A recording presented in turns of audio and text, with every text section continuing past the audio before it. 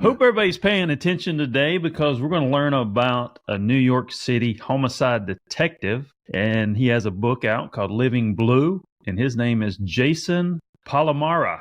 Welcome to the show, Jason. How are you doing? Good, John. Thank you for having me. So, man, I mean, you go through a career, 25-year career, being a homicide detective, and you write a book. Does it seem like 25 years? No, September 11th, 2001 was how I began my career. I actually started July 2nd, but it really feels like yesterday. So, no, it doesn't feel like that long. And when you were growing up, I always like to find out, who the person is. You grew up in an Italian family. You told me you're half Italian, half Maltese. Is that what Correct. you said? Yes. Now, where did you grow up? Yeah, I grew up in Long Island, New York. Started out as a baby in Rego Park, Queens. And my family moved out to Long Island when I was very young. So most of my major part of my life was in Long Island. And then I went to the military and spent some time down in Virginia and overseas. But Long Island, New York is where I was born and raised. Now, was mom and dad, were they in law enforcement at all? Or No, I'm the only one in my family in law enforcement. No, not at all. When you're in the military, you're in the Navy, and did you ever think you would be a homicide detective? No, that's probably the furthest thing from what I could imagine myself having done. And what kind of pushed you that direction? Always wanted to join the military to start. My dad is a Vietnam Army veteran. Godfather, my Uncle John, was in the Navy. That's the route I gravitated towards, and I always wanted to be a cop. Didn't know what I wanted to do when I became a cop, but I guess it's that an intrinsic trait of service that I just, I guess, drawn to, like many other first responders. Always wanted to be a cop. Well, I've talked to people like Barbara Butcher. I don't know if you know Barbara before. And, I have a little spirituality going on. I have Native American on both sides of my family. And when I talk about, people who are involved in this type of business, when you investigate a case, what do you feel like you absorb from that case? Because whatever energy that you're around, obviously you're going to absorb that. Did you ever notice taking on energy when you were investigating murders and so forth? It's an interesting question. I could just speak from my own personal experience, and I know many other detectives might feel the same, is you get so intertwined with your victim and their family, and you become part of that world for so long for that investigation, you can't help but to feel a closer connection. I did. I never set out to have cases that involved children, but the way it worked out, most of my cases were young adults. 16, 17, 18. At the time, my children were young too. So yeah, I got very connected to those families and to those victims. Still am. Did you ever feel like that negative energy was just pulling on you a little bit? If I had to say when that might have happened, that was probably during interviews with the ones who murdered my victims. You definitely felt that you were in a not a good place, and not in good company during those interviews. And what did you do? You go through this investigation, you do the interview, you meet the guy who supposedly killed the kids or the family, and how do you release and relax? Because I'm sure that weighs on you, especially having a 25-year career. You're working for the victim, like you're there as their voice. It's really not me in the room, not my partner in the room. It's the victim in the room. So my job is to speak for them. So you kind of put everything else aside, and it's showtime, and you're the end of the road. Cold case is the end of the road, right? It's at the end of any available opportunity to solve a case.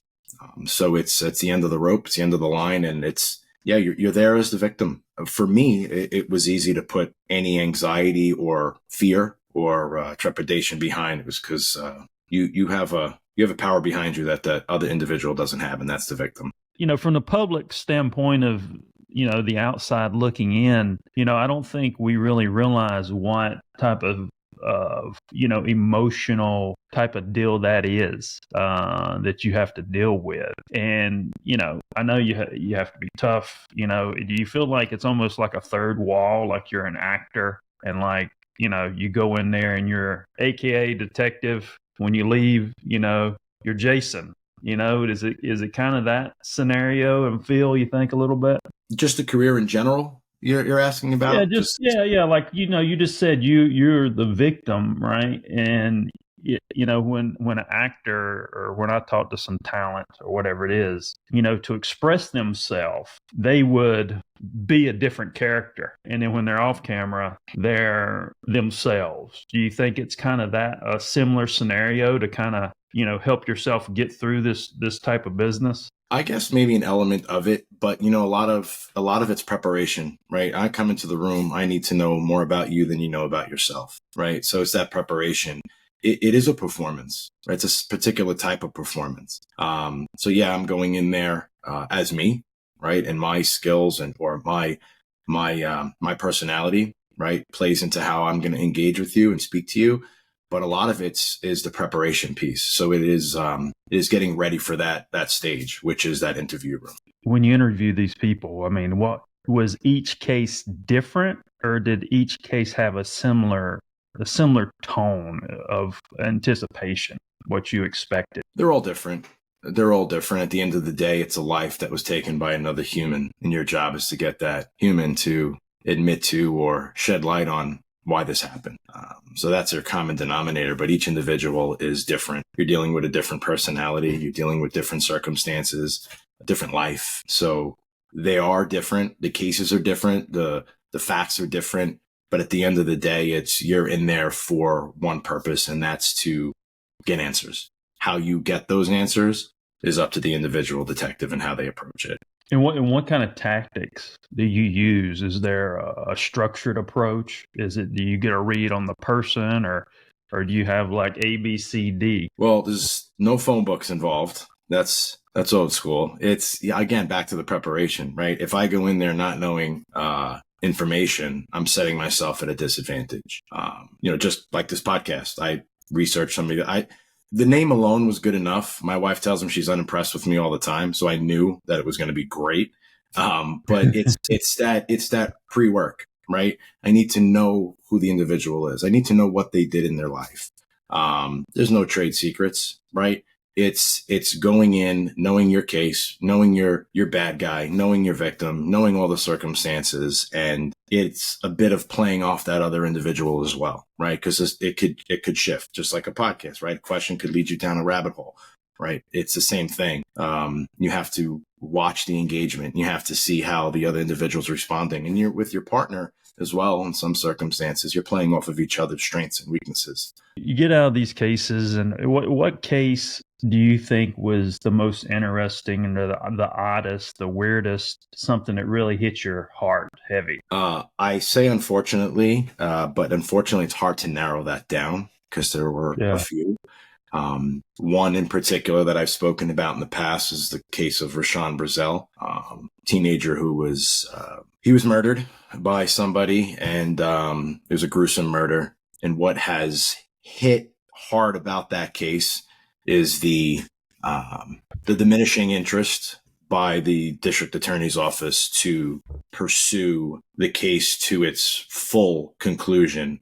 When things happen and the media is involved, it's the flavor, right? If it garners the attention of those in power, they'll take that on and talk about it and everything that they're doing for it. When years pass and the time creates greater distance, the interest kind of, again, diminishes. So that case was, unfortunately, not seen to the end the way it should be in the legal system. But for the family, we got closure. We found out who it was. We got answers. The person is behind bars because they committed another murder.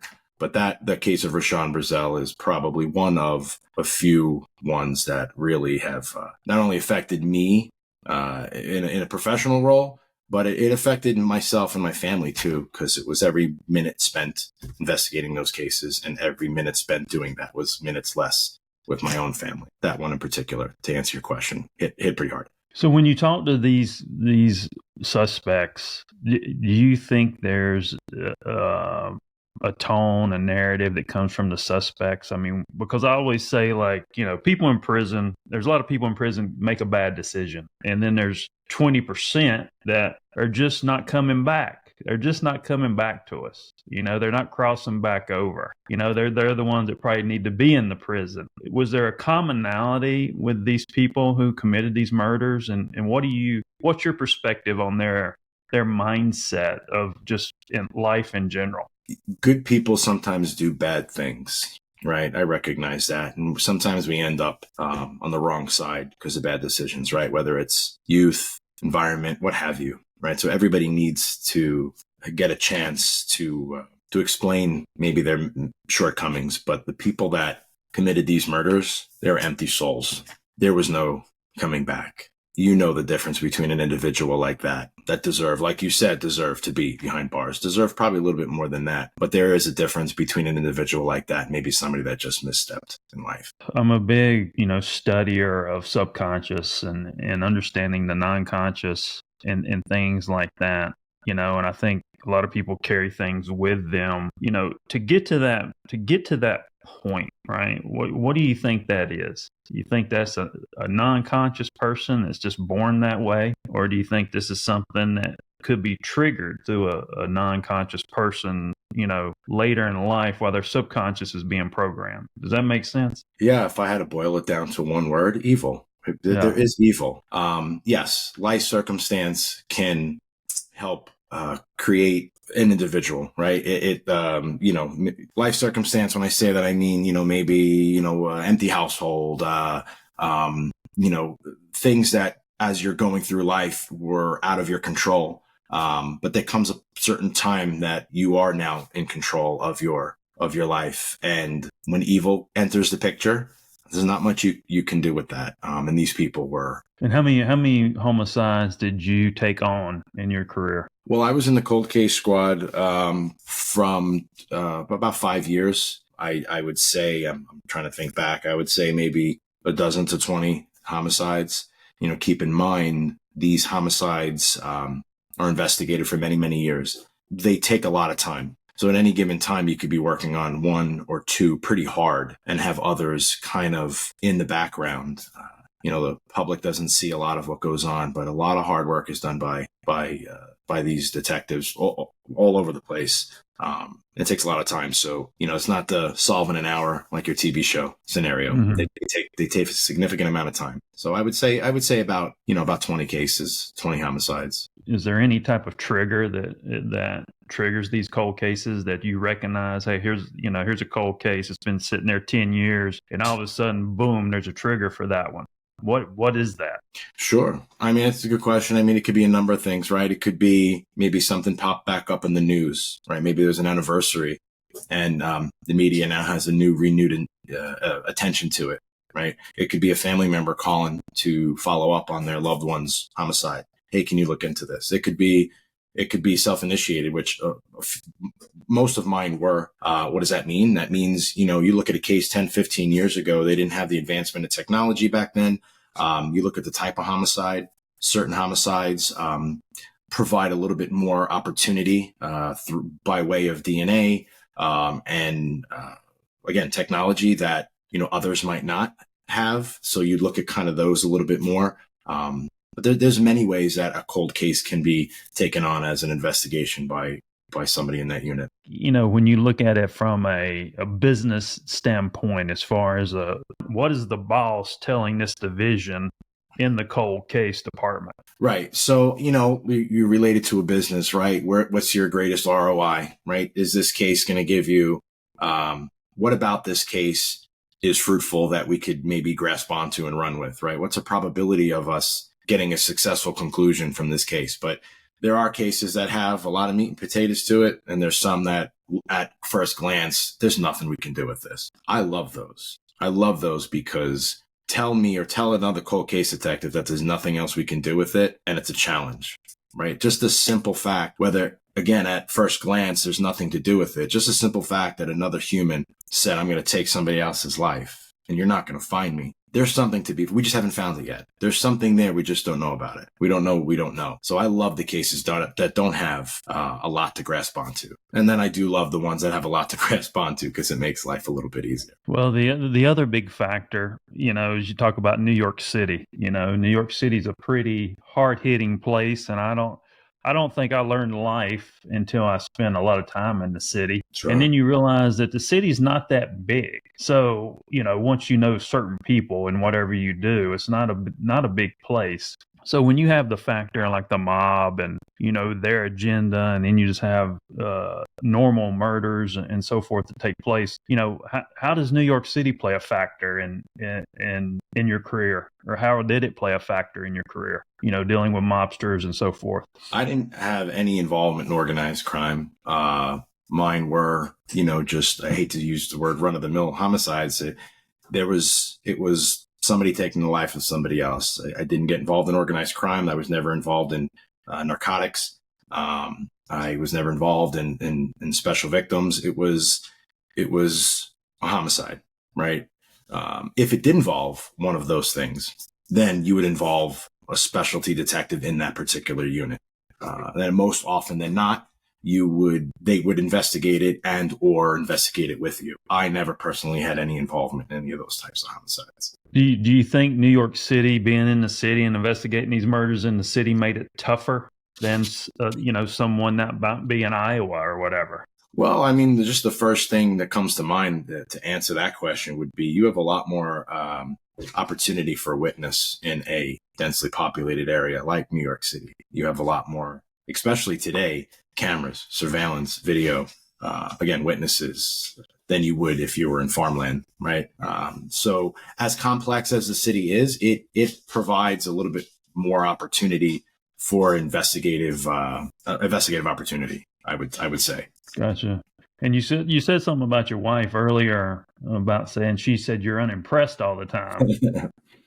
How did the family, you have kids, and how did the family make it through your career with you, and bringing this home? That's a great question. I still ask myself that every day. How are they still sticking around after everything I put them through? But I've said it before, and it's worth saying again, our kids, our family learns through what we do, right and wrong. We can teach, and we could be a lesson through our struggles as well. And you don't always see it when you're going through them, and I surely did. But it's never too late. My kids again are somehow, my wife is somehow still hanging around. But it was a very tough upbringing for them. It was a very tough life for them. But we've grown through it, and it wasn't easy. Yeah, because that's the other thing I don't think we think about. The people outside looking into this world don't realize the effect it has on the families, and I'm, because I'm, like I said, I'm a big energy person, and, we're all connected. What was the main goal of the book, and what are you looking to achieve with the book? It's a good segue, John, because you talk about everyone being connected. It's exactly why the book is named what it is. And I'll give my wife the shout out. She came up with the name of the book. It's living, right? We're all living blue. You're living it yourself. Maybe you're the officer, right? You're living it. Maybe your spouses. Maybe you're the child. Maybe you're the mom, the dad, the aunt, the uncle, friends, so on and so forth, right? We're all living blue. We're all living through that journey of that career in some way or another, right? You can't separate that. We're all connected, right? I'm dealing with it firsthand. I'm out there doing it. You're dealing with it by waiting for me to come home. You're dealing with me when I come home. All the good and bad that I bring through that door, right? We're all connected.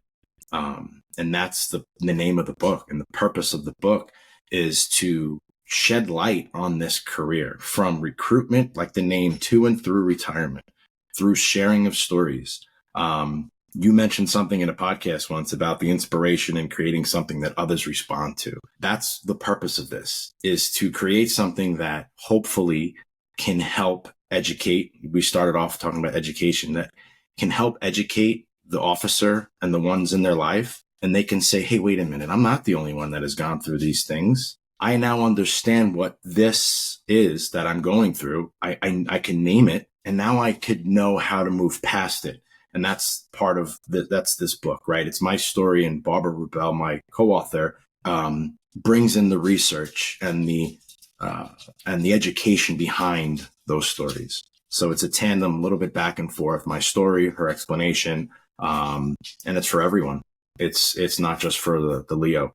It's for everyone that's living blue, connected to that Leo. Was there some situation or something that made you want to do this? Did somebody talk you into it, or what? Was there something in life that happened and said, "Hey, I got to put this on paper"? Yeah, that's a loaded question.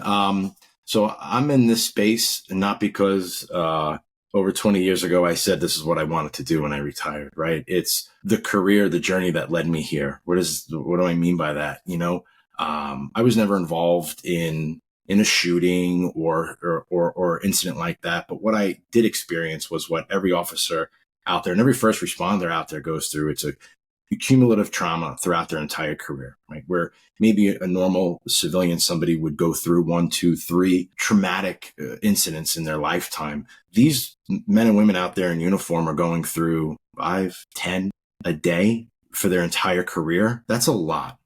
And you don't realize how it builds up. I didn't realize how it built up, right? That's what led me to become a peer support counselor with the NYPD's peer team. During COVID, we were kind of in limbo, not really allowed to go out and work. I became a crisis counselor. We're the crisis center. And I started to immerse myself in the mental health space. And I realized that there's so much that can be done. There's so many great people doing so many good things in this space. And I started to identify with that as what I wanted to do. And I was told many times, you'll know when it's time to retire. And I never really truly understood that until that time. And I said, you know what? I think this is what I now need to do. And again, good timing, September 2020. We all know that time I exited the police department and started this journey. So no, nobody forced me to write the book. I was writing, and I was doing a lot of writing at the time, and I had read Barbara's book, but I didn't say goodbye. I reached out to her, pitched her an idea, and she thought it was great. And 3 years later, we published. I think we're published this book together. Well, you're talking about trauma. I mean, and I kind of touched on this a little bit. I mean, how do you feel now? Are you still doing things to try to kind of redirect your mindset, like from a healthy standpoint? Without a doubt. The minute we stop learning is when we start dying. It's who you listen to, who you read, who you surround yourself with, which was totally negative during the bad time. Now it's completely different for me. And that has to be a continual process because we absorb, you talk about energy, right? How we think is how we feel, and how we feel is how we act. And if we're feeding our minds and our bodies with the negativity and bad things, it's exactly what we're going to produce. If you're going to speak to someone or go speak somewhere, what is that narrative that you put out to the world when you go speak? It depends big on the audience, right? What is their need? Who am I speaking to? Who's the audience? What is the gap that they might need to fill? But really, on the flip side of that, it doesn't really matter who I'm talking to. It doesn't matter. We're all humans. And I was looking at the website, and you said something on the website about the interviews are made to create a new understanding about life from the foundation. I know a lot of what I try to convey is that, and I've said it so many times in nauseum, but we're human beings that happen to be cops and not the other way around. And that's really the main message. At the end of the day, we're all humans. We all have the ability to care for ourselves, learn how to care for ourselves better and care for others.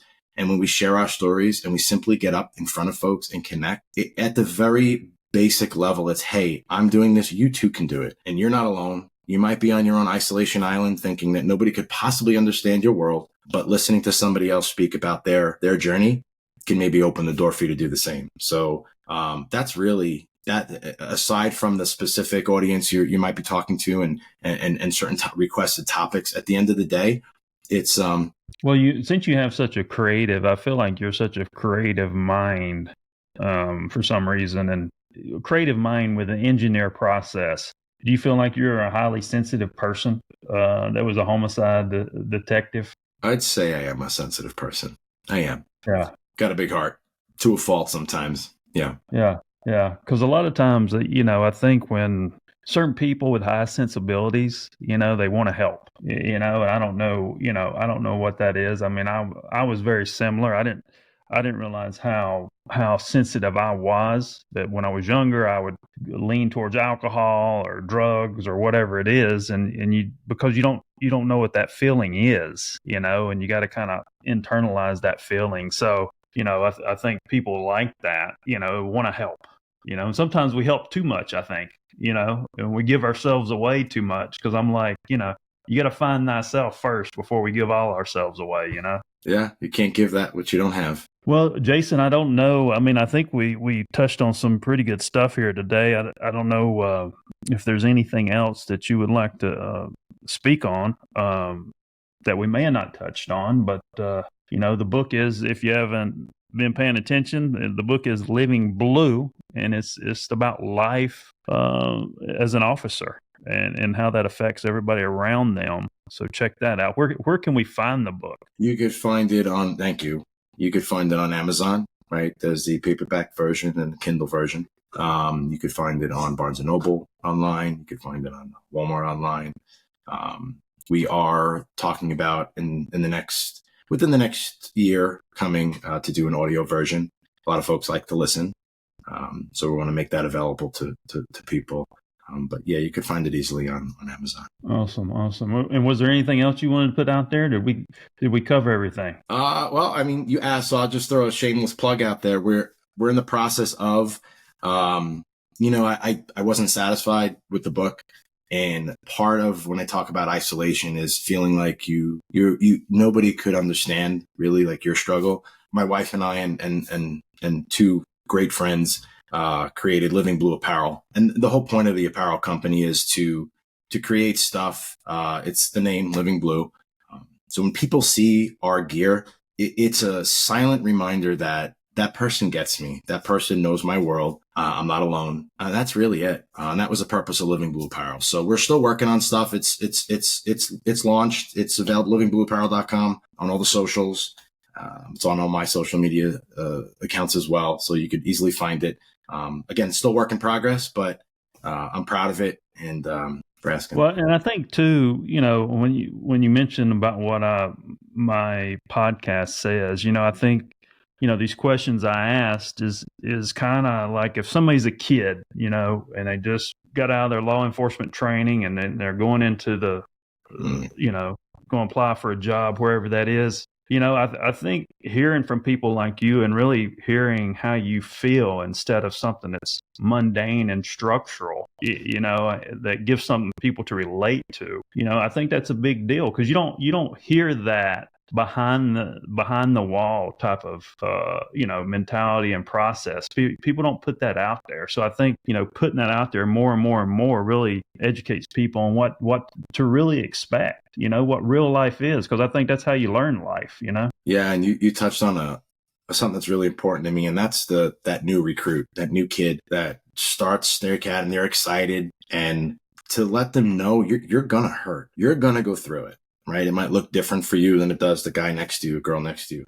But to understand as you're going through that career that there are folks out there that have gone through similar type situations that are there to help you. It is a constant struggle to break down that wall of not wanting to say, hey, I need help, right? That's a human thing. It's difficult for humans in general to say I need help, let alone the first responder profession, because of all the stigmas that are attached to it. But telling that new kid that you were talking about, telling that new kid that you're going to go through it, but you're not going to go through it alone is very important. Because I think too, even like the relationship side, there might be less divorces if they know what to expect. you know what I mean? Less divorces, less health issues. Happy people don't get sick as often, right? You're talking about the mind-body connection. Yeah. Less career-ending situations, right? You can go on and on about the negative consequences that can result, but be a little bit, and that's it. To try to help somebody else have a happier tomorrow, and they don't say, "I don't want to see tomorrow." That's the goal, right? Just give it one more day. Explore it just one more day is the overall main goal. Well, Jason, I appreciate you coming on the show, and if you're thinking about going into law enforcement, I think Living Blue will definitely be a must to read, because I think understanding some of these things before you get into that type of career would be very, very beneficial. And this has been former homicide detective Jason Palomara, and I'm John Edmonds Cosma, the CEO of Bang Productions. Thank you.